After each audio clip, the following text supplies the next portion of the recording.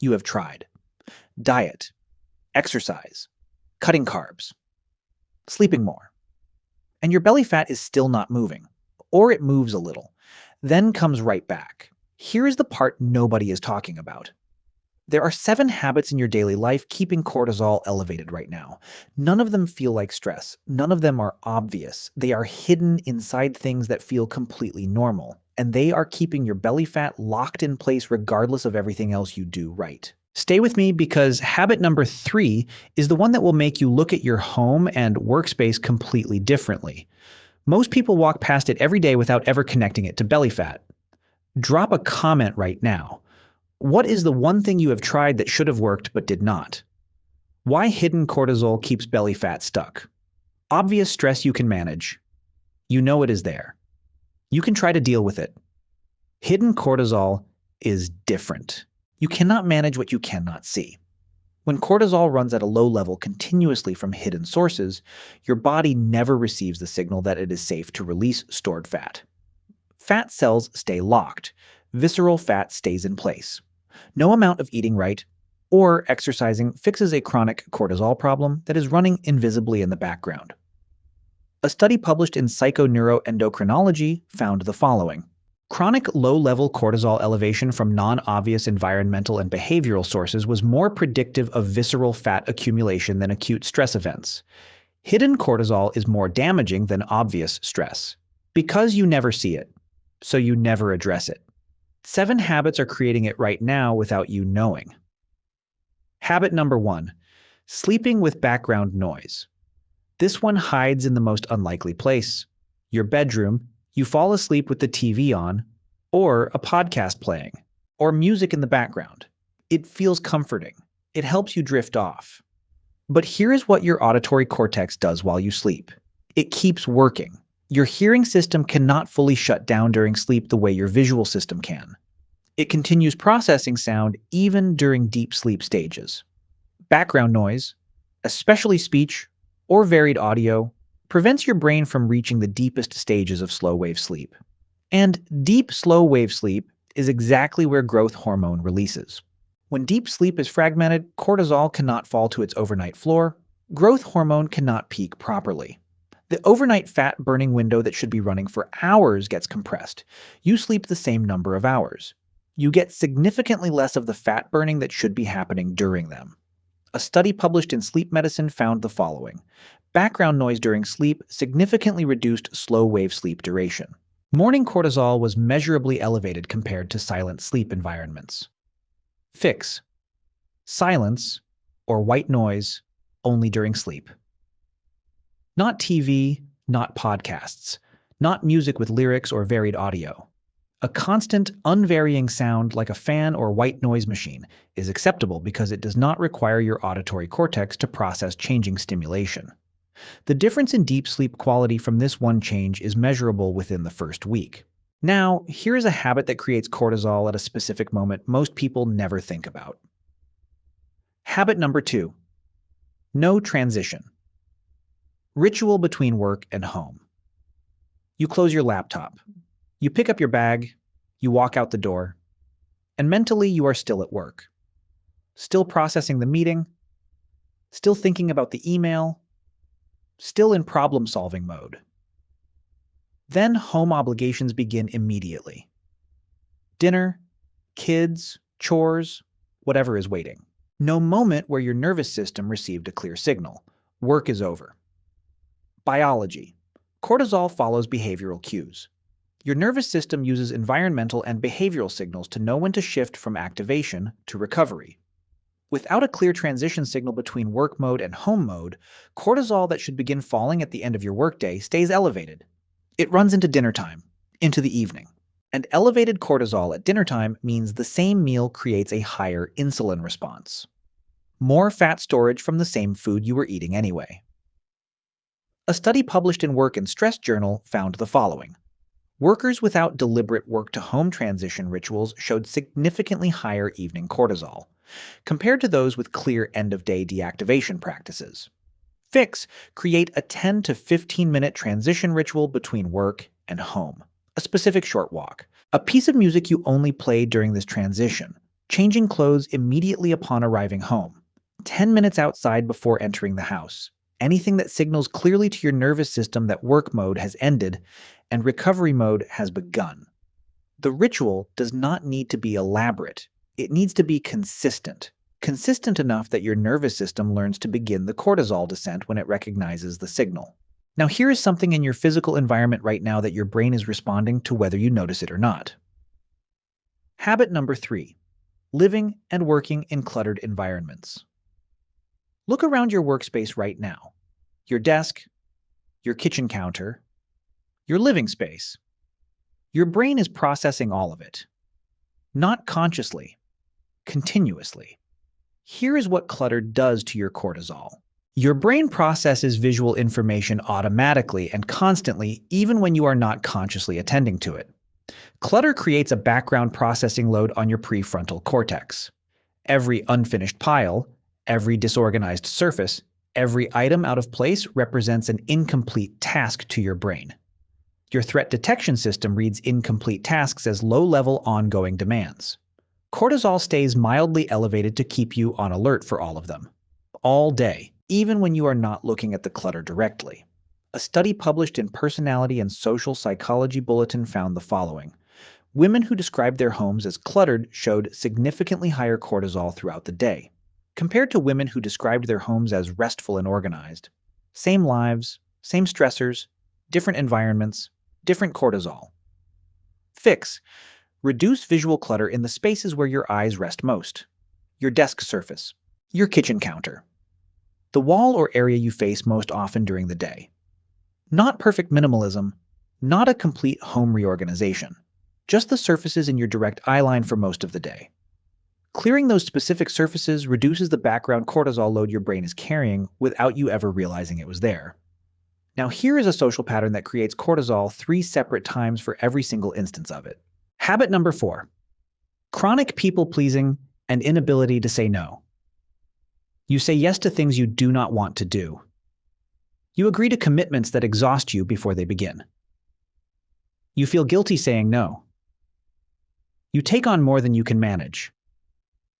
And afterward, you feel resentment you cannot quite express. Here is the cortisol math of that pattern. First, the anticipation of the unwanted commitment creates cortisol.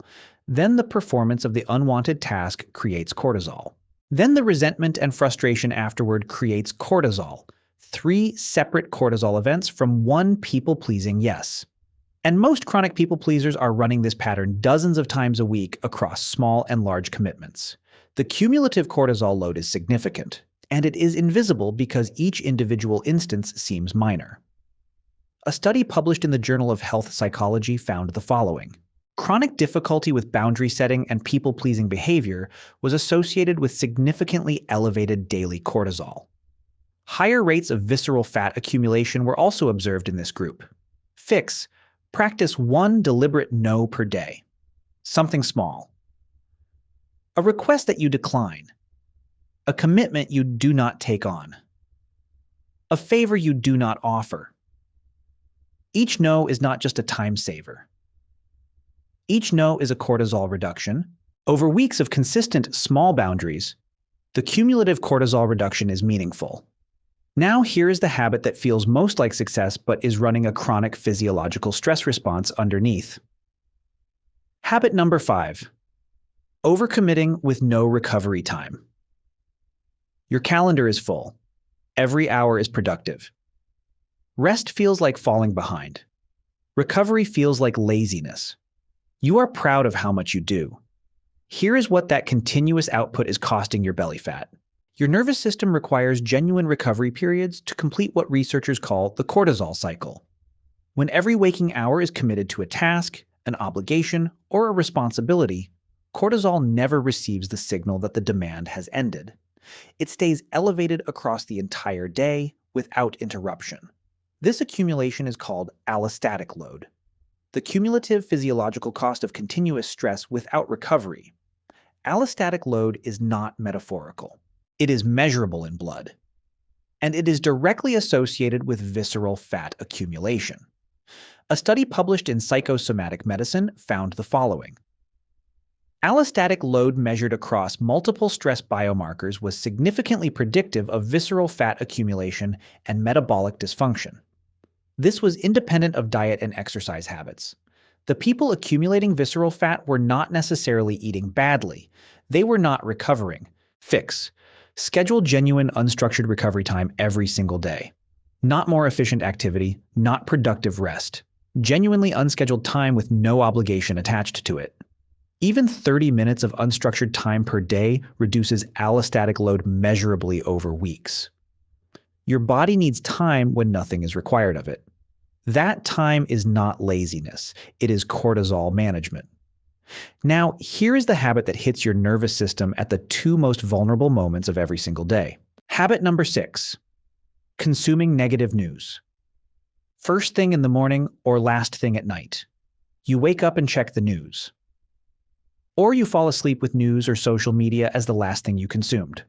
Both feel responsible. Both feel like staying informed. Both are hitting your nervous system at the exact moments when cortisol is most susceptible to amplification. Here is why the timing matters so much. In the morning, cortisol is naturally elevated during the awakening response. Adding negative news during this window amplifies cortisol above its natural peak. The spike goes higher than your biology intended. The visceral fat storage signal is stronger before breakfast has even arrived. In the evening, cortisol is supposed to be falling toward its overnight floor. This decline is necessary for growth hormone to release properly. Negative news in the evening interrupts that decline. Cortisol stays elevated when it should be falling. Growth hormone is suppressed. Overnight, fat burning is reduced. A study published in the British Journal of Psychology found the following. Exposure to negative news in the morning produced sustained cortisol elevation for up to 3 hours after exposure. Evening news exposure significantly delayed the onset of the cortisol evening decline. Both ends of the day. Both amplifying the cortisol problem. Fix. No news in the first 30 minutes after waking. No news or negative social media in the 60 minutes before sleep.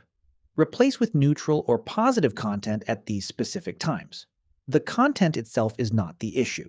The timing of it is. And now for the final habit. This one is something your body was biologically designed to need every single day. Modern life has almost completely removed it. Habit number 7. No exposure to nature or green spaces. You live in a city. You work indoors. Your commute is through concrete and glass. Your lunch break is inside. Days pass without seeing trees, grass, or natural water. This is not a lifestyle preference. This is a biological deprivation. Here is why it matters for cortisol specifically. Your nervous system evolved in natural environments over hundreds of thousands of years. It is calibrated to respond to natural settings with parasympathetic activation, rest and digest mode. Cortisol drops, blood pressure falls, heart rate slows, the threat detection system quiets. Built urban environments without greenery produce the opposite effect. Sympathetic activation stays elevated. Cortisol stays higher. The same walk produces different cortisol outcomes depending entirely on the environment. A study published in Environmental Health and Preventive Medicine found the following.